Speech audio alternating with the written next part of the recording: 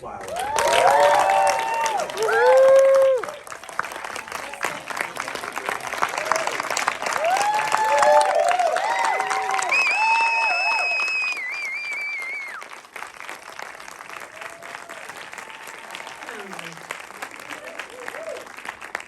What I'm going to say right now is, Danielle, get used to that. That's weird. So this is your first lead in a feature film, and what a lead performance it is, and what a feature film it is. Bravo to you, bravo to Chinonye Chukwu, but how did this even come about for you? Oh, in the most traditional way possible. Yeah. It was a self-tape. Y'all know what it is. Yeah, they sent me, I was actually working on From Scratch last year. Yeah. Look at y'all just like to cry. They sent me the script. I said, I cannot do this yet. I'm going to take my time. So I read it over the course of a week because I was prepping to do From Scratch. And I read it in thirds.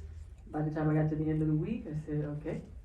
And then they called me and they said, you can still submit if you like, Danielle. And I said, okay. I did 3 sides. It was a scene with Mamie and Emmett, where she's, admonishing him about going to Mississippi, and then it was the two portions of speeches. It was some of the Harlem rally speech and then some of the courtroom scene. And so I submitted those 3. They came back, they said they want a director's session, and we did the director's session on the funeral home scene where she witnesses the body for the first time. And then we had other meetings, and then they called me, and I was driving home from Scratch one day. And they said, you got it. And I was like, what the heck?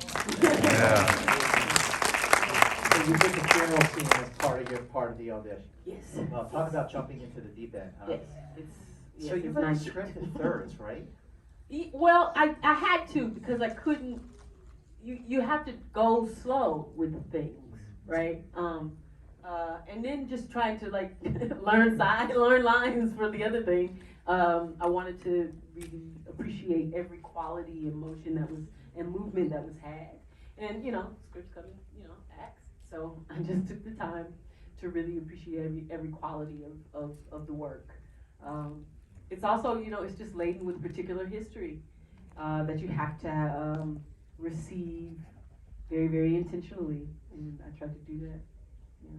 When you first had your first conversations with director Chinonye Chukwu, how did those talks go? How did that inform your performance? Mm-hmm. We talked a lot.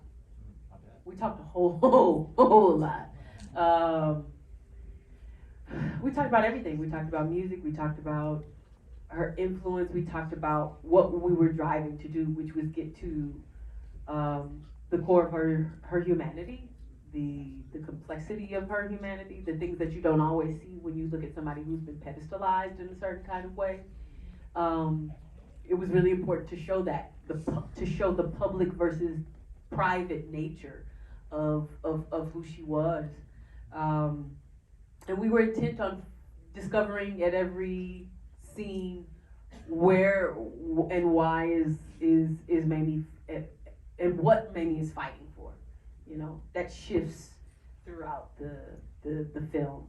At times it's for Emmett. At times it becomes for the community. At times it becomes for family. It's just there's a beautiful arc of coming out of just the self and out of the small nucleus of family into a greater global family, a greater understanding of or a different kind of purpose, and largely a different kind of mothering.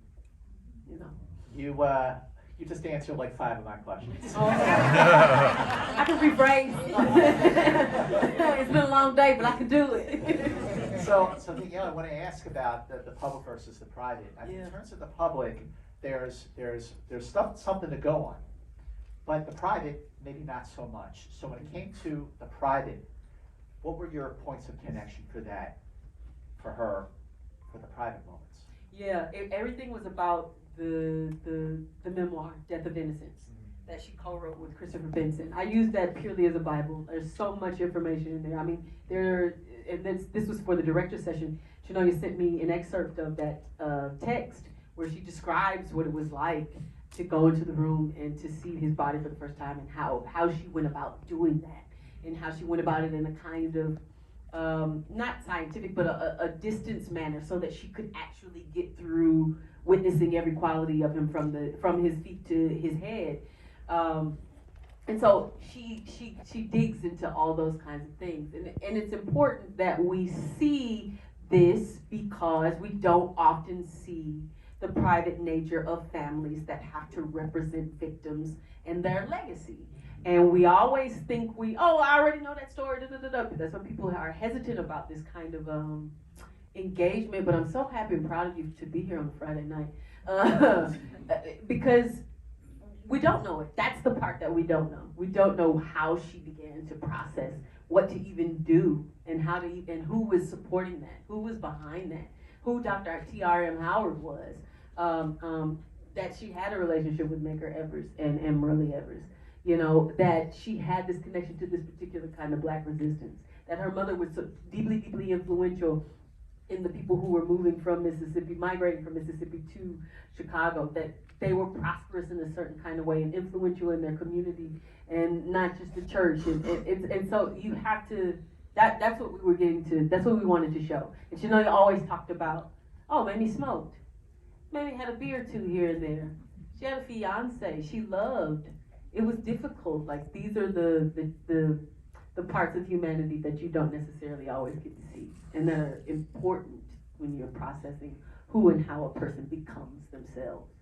In terms of that, how a person becomes themselves, Mamie Till-Mobley's Poison history and civil rights is beyond compare.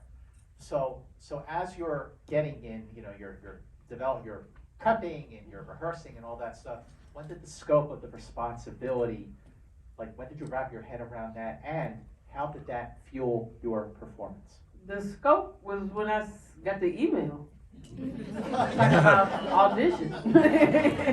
I know this, right? I'm from Atlanta. The civil rights legacy has just been a part of my upbringing all this time.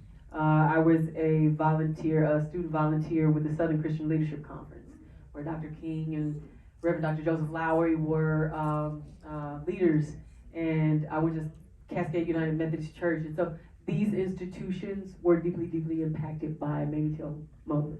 And unbeknownst to me at my youth, but the folks that were rearing me in the basement of SCLC, the women who are unsung in the same way that she is, were teaching me and were being taught by her.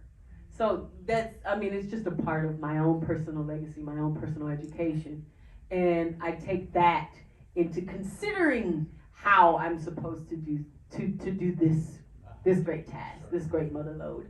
And then you just get overwhelmed with all of the resources and all of the information. You submerge yourself. You submerge yourself in the memoir. I submerge myself. Why am I talking in third person?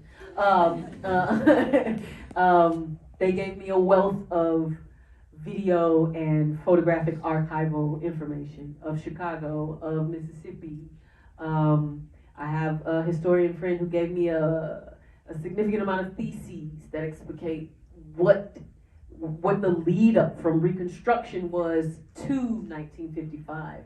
All of those things are, you keep what's necessary and leave what's not, because this story is from Mamie's POV. So too much information is, to be filtered. But I take all of that along with poetic representations of her, of Emmett, because so many people are deeply, deeply connected to this story.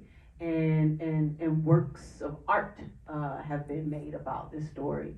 And communities know this story so much, but they don't know this level of the story. And so you take all that and you synthesize that into some spiritual unknown, and you let it go. One of the reasons the movie goes to that level is because of Chinonye Chukwu's direction. And by that I mean, I've seen the film twice now, and the scenes play out. There's no heavy cutting. It's very organic and natural, and you see the performance completely genuine. It feels very lived in. Like, what is it like to work with Chinonye Chukwu as a director? What makes her a great actor's director? Precision, Yeah. right? Because when I say we went over the script, we went over the script. And patience, you know, she allows herself to be surprised. Like, she tells the story that she wanted to have like 8 or 9 setups for the courtroom testimony of Mamie. And it was like, oh, we'll start with the close-up first. And she saw the close-up and was like, oh, this is my impression. Oh, Bobby, that's our DP. Bobby, I don't think we need anything else. And then they made some adjustments, some technical adjustments, and so that you could contextualize that these are the people who are also in the scene. This is him showing this piece of information, da da da da da. All that comes together, so then you can stay with the crux of the story, which is in the testimony. So that wasn't, I mean, I think that's the beautiful part of art, right? It's supposed to surprise you. And it would have been a long night otherwise, but you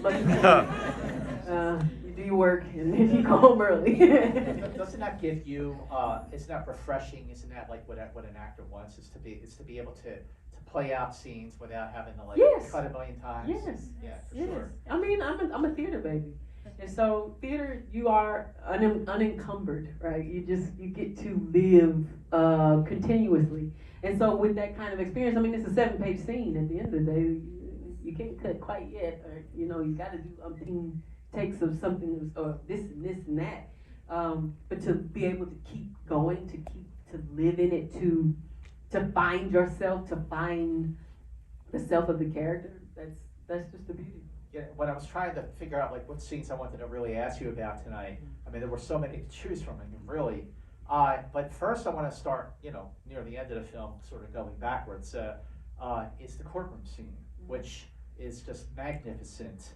Your speech is just so powerful. Again, it's like all like one take. How did you prepare for that? And how do you remember your lines? I don't know. I don't know lines. What? No. I mean, and I seriously, it is the theater. Like, at the end of the day, it's that. I knew the scene runs continuous. It's 7 pages, so you just know, I'm supposed to know all of it. I know that there are other people in the room that even if we did have to do multiple setups, that I should be prepared for that, because they're gonna need it. They have a reaction for a reason in a certain kind of way. If I can't give them something, then that's on me. Shame on me. And so I always prepare the language so that it can be done again and again and again and again, because I value my community, I value my collaborators as much as I value my own performance. So when it came to the funeral home scene, I was wondering the first time I saw the movie, are they gonna show it? Are they gonna go there? And they certainly did. But certainly prepping for that moment, prepping for that scene, what was that like for you, and what was it like actually filming it, and like how many times did you have to do it? Yeah, Chinonye was intent, as the entire production was, on giving everybody in the community the greatest care. So she was intent on not doing that scene over and over, or with multiple takes. We had multiple setups. I don't remember how many times we did it, to be quite honest. I mean, it was just one of those days. It was I'll say a cosmic kind of day. It rained. We knew that this was the thing that we were going to have to do. Everybody came prepared. Tech was on point and had to be, or was influenced to be in a certain kind of way. We had mental health folks on set for the majority of the time, quite frankly, but especially on that day. It's an emotional undertaking as a community. But I had done it in the director's session. So I had this much of an inkling of what it would take to go through that. And so as many times as you can delve into something, the better. But it's always, one of those things that you think about, where is this gonna fall on the call, on the one-liner? What day is this? But it's, to be quite honest, the whole film feels that way because she's being stretched. You know, there's a tightrope nature to that whole existence because the tension is from the top to the bottom. And the release is when, you know, the realization of who you have to become as a result of what you've undergone. So, yeah, it was all of those things. Wow, and then some. Yeah, no, seriously. Yeah. Coming from, you know, being a lover of theater and your background in theater, so here you have, just stripping away the historical aspect of Mamie Till-Mobley, just this character who goes through this incredible arc, and in a very short period of time. That's like an actor's dream, is to have a role like that, to go through such a remarkable transformation and to make it feel completely genuine. Like, what were the challenges? What were the unique challenges for you as an actor compared to anything you've done to go through that arc until? I mean, the most difficult thing is just getting over the historical nature of it, right? To eradicate anything that you think you know, because we've only looked at a very binary black and white dynamic of what this is. We know the images, and you got to get beyond the image to get to the humanity. I think that was the hardest part for me, because once you're in it, then you're in it. Yeah. You know, and the other thing is that you're not alone. There are a lot of things that I did have to do in solitude, but at the end of the day, Chinonye was walking with me. You know, Jalyn is with me. Jalyn's mother, Emmett, is with me. Everybody else, I mean, in the same way that Mamie had to come to the realization that it is bigger than just her, it is bigger than just what she has, you know, hooks in. The hooks are more expansive than we could ever imagine. And that's what it was. This whole, to the day, it was a difficult production, but community was always there. I tell the story of the day we had to do the funeral home scene. The camera department, and they did this on more than one occasion, but they wore white shirts, button downs with ties.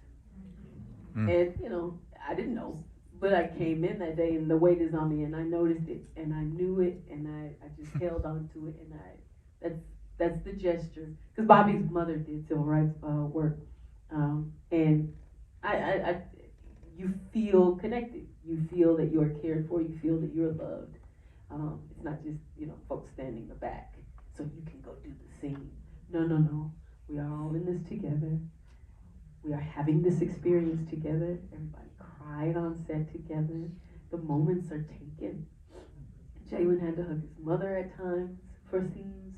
It's just one of those things. It's not an individualistic process. It's a community process.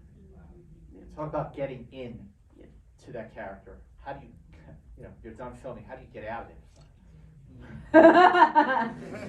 Time, patience, and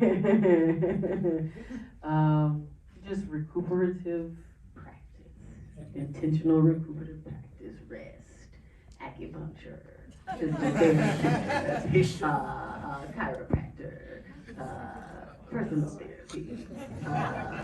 Don't go to work because you can't take it. Your body hurts. Like this, it's really stopping. I mean, it's an easy thing to say, but everybody doesn't have the capacity to do that in various work opportunities. But you know, capitalism is not interested in you recovering.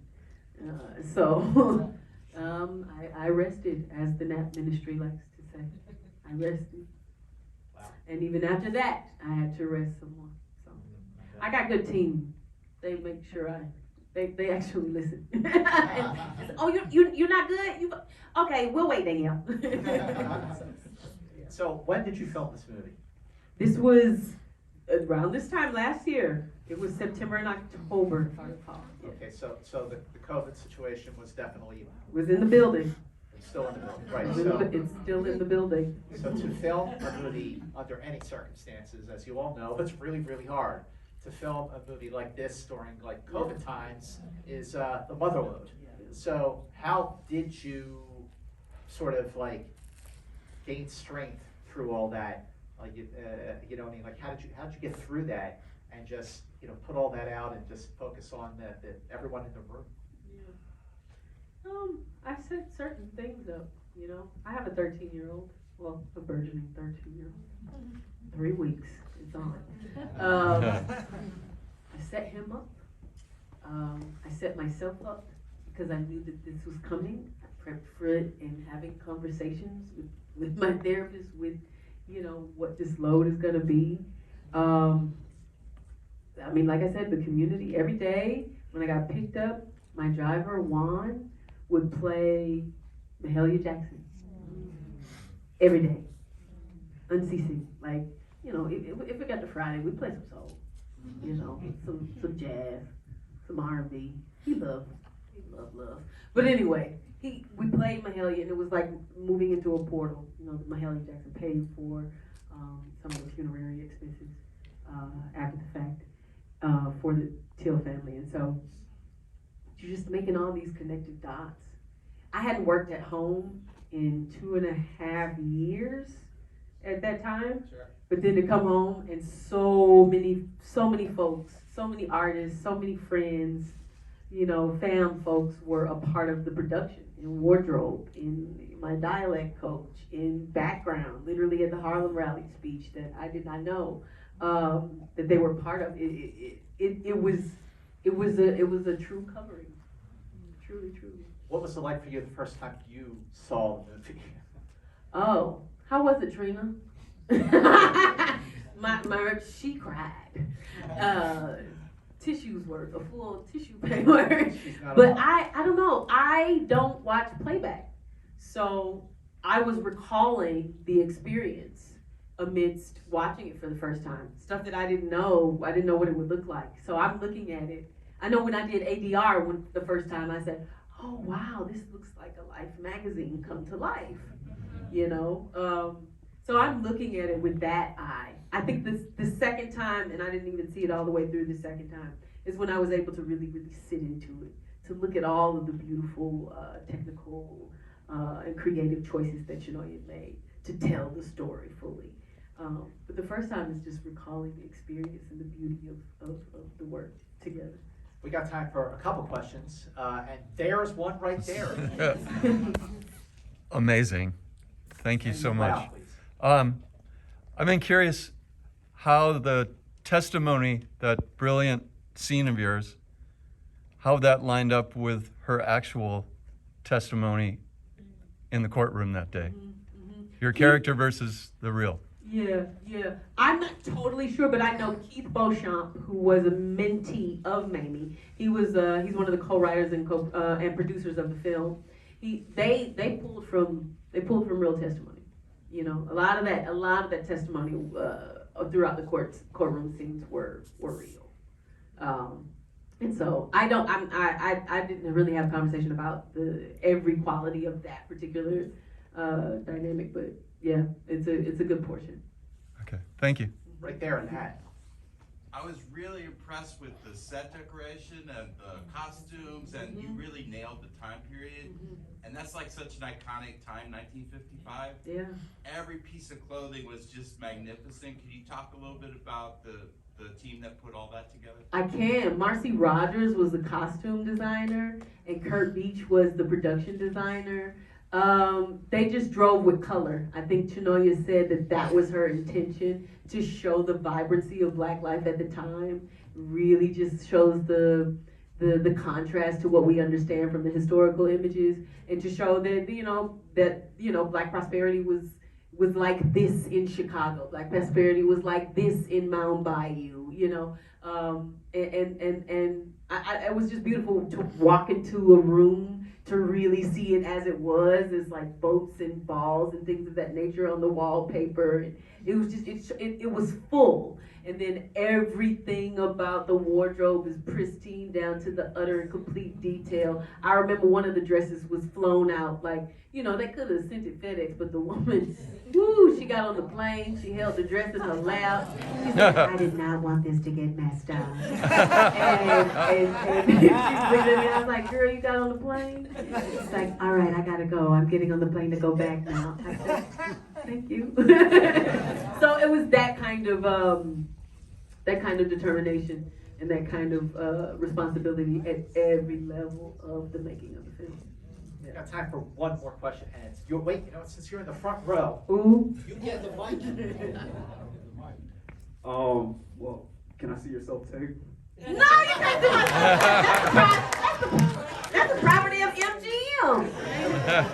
Yeah, no, it's like, I don't know where it is. I don't know what I did. No, but and I had acting class today, and Oh. one of the things that we talked about was sense memory substitution, or just living in the circumstances. And I just wanted to know, what did you use? Did you use any of those while filming the vulnerable scenes? For me, a lot of it was just living in the moment, like the weight of the truth of this history. That's enough, right? I also had to come home to my child every day, you know, and he has desires, and he wants to explain how his day was or whatnot. In the few minutes that we do have, I want to be present for him, and because it's a part of my own personal DNA. And it's a part of our everyday. Yes. It's a part of our now, Yes. right? That is, I walk with that. You know, that's a part of the getting it right, a part of the responsibility. It's teaching us how to have regard for people contemporarily who have lost, and how we should think of them and those family members who have to continue to carry that legacy. So that's important. You kind of answered my next question, my last question, which is, well, the question actually is, what do you hope people take away from seeing Till? Yeah. It's hard to say. I mean, it's a challenging question because it's really about what this reflects 10 years from now. What does that look like? What does it look maybe 5 from now? But at the end of the day, I know, and I felt really wonderful walking away from the New York Film Festival premiere and seeing 1,000 kids, 1,000 high school students, not downtrodden, not saddened, not feeling like there is no other option. They were inspired. They had an energy. It might have been for Jalyn just a little bit, but it was present. And the family had that same thing. They were intent on continuing to fight for justice. And so that's the only thing that you can hope for, because that was Mamie's intent. Sure. She did not want to be the only person speaking in his name. And she said that, you know, towards the end of her life. And now, here we are.